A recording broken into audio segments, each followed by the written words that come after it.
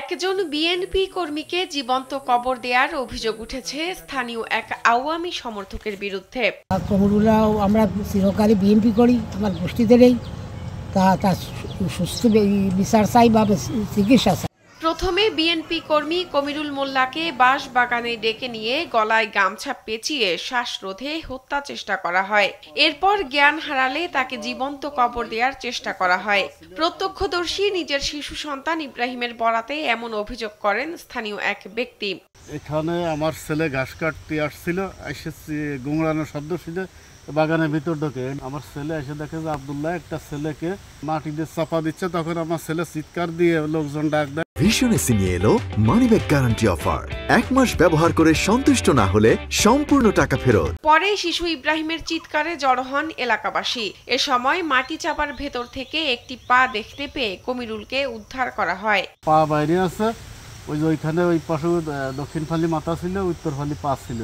কবর থেকে উদ্ধার করার পর কমিরুলকে জীবিত দেখে দ্রুত হাসপাতালে নিয়ে যান স্থানীয়রা। আমার বড় ভাই ঠ্যাং ধরে টান দিচ্ছে, আমি সাইডে পাশর ধরে টান দিয়ে তারা চিৎ করি করে দেখি যে জীবিত মানে কোনো রকমের আছে। তখন উদ্ধার করে আমরা তার হাসপাতালে চিকিৎসাধীনে পাঠাই। বর্তমানে কমিরুল মোল্লা মাগুরা সদর হাসপাতালে চিকিৎসাধীন আছেন। আব্দুল্লাহ ও তার কয়েক ভাই মিলে তাকে হত্যা চেষ্টা করেন বলে অভিযোগ করেন কমিরুল। আমি রাড়িখালি বাজার থেকে আসতেছিলাম, তো ওই আব্দুল্লাহ নামের ওই ছেলেটি আমার একটি বাঁশ কাটার কথা বলে ওদের বাঁশ বাগানে আমার নিয়ে যায়। বাঁশ বাগানে নিয়ে ও পরিকল্পিতভাবে ও শহর ভাই 4-5 জন মিলে আমার গলায় গামছা ফাঁস দিয়ে আমার উঁচা করে ধরে রাখে। উঁচা করে ধরে রাখার পরে আমার নিঃশ্বাস বন্ধ হয়ে যায়, আমি অজ্ঞান হয়ে যাই। ছেলের উচ্ছৃঙ্খল জীবনযাপন নিয়ে বিব্রত স্বয়ং অভিযুক্ত আব্দুল্লাহর মা। এরকম অমানবিক অপরাধের জন্য ছেলের যথাযথ শাস্তি দাবি করেন তিনি। ছেলের ছোটবেলাতেই খারাপ, তারপরে তো ধরো ভাবলাম যে বিয়ে শাদী দিলে মানে পথে আসবে না, তাও আসলে না। ওই বউর সাথে খুব নির্যাতন করতো, করার পর সে বউটা চলে গেল। আমার ছেলের বিচার চাই, কেননা ওরে যেমন জ্যান্ত কবর দিতে গেছে আপনার ওরও ওই রকম জ্যান্ত কবর দিয়ে দেবে। একজন মানুষকে জীবন্ত কবর দেওয়ার এই ঘটনায় এলাকায় চাঞ্চল্যের সৃষ্টি হয়েছে। এখানে একটা ছেলে আসছিল ইব্রাহিম নাম করে, সে যদি আজকে মানে ওইখানে না আসতো হয়তো মানে কমিরুল নামের ছেলেটাকে মানে বাঁচানো যেত না, হয়তো তার কোনো হদিশই পাওয়া যেত না। এই ঘটনায় আব্দুল্লাহ সহ 6 জনকে আসামি করে মোহাম্মদপুর থানায় একটি মামলা করেছেন কমিরুলের ভাই জমিরুল।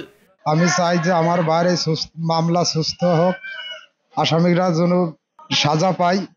আমি এই করে মোহাম্মদপুর থানায় একটা মামলা। এদিকে মাগুরা জেলার মোহাম্মদপুর উপজেলার রাড়িখালি গ্রামের এ ঘটনা বিএনপির ভারপ্রাপ্ত চেয়ারম্যান তারেক রহমানের নজরে আসে। তিনি কমিরুলের উন্নত চিকিৎসার দায়িত্ব নিয়েছেন বলে জানান ঢাকা মহানগর দক্ষিণ যুব দলের নেতা রবিউল ইসলাম নয়ন। অনেকক্ষণ যাবৎ জ্যান্ত কবরের ভিতরে ছিল। কমিরুলকে উদ্ধার করার পরে মাগুরা সদর হসপিটালে নেওয়া হয়েছে। যত ট্রিটমেন্ট প্রয়োজন সেটা করার জন্য বিএনপির ভারপ্রাপ্ত চেয়ারম্যান জনাব তারেক রহমান সাহেব নির্দেশনা দিয়েছেন। এদিকে এই ঘটনার সুষ্ঠু তদন্ত ও অভিযুক্তের বিচার দাবি করেন এলাকাবাসী। শাহনাজ পারভিন, কালবেলা।